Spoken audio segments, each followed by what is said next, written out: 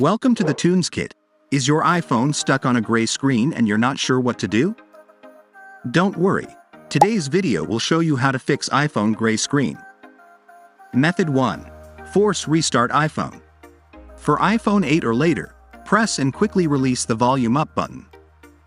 Then press and quickly release the volume down button.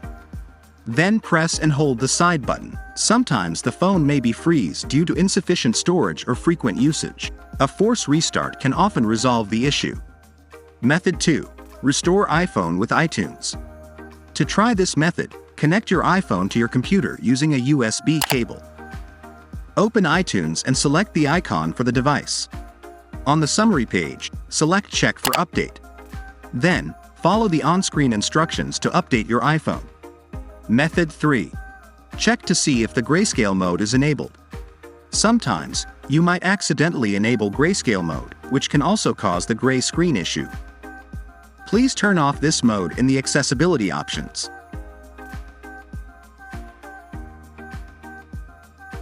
Method 4.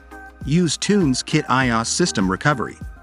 If your problem still cannot be fixed, you need a professional repair tool to help you. Step 1. Connect your iPhone to computer and open the TunesKit. Choose iOS System Repair section and press the Start button. Step 2. Select Standard Repairing Mode. This mode will not cause your data to be lost. Next, you should confirm your device information is correct and then press the Download button to download the firmware package. Do not disconnect from the computer during the download process. The firmware package will start to be automatically parsed after downloading. Then click the Repair button and wait for the recovery process to complete.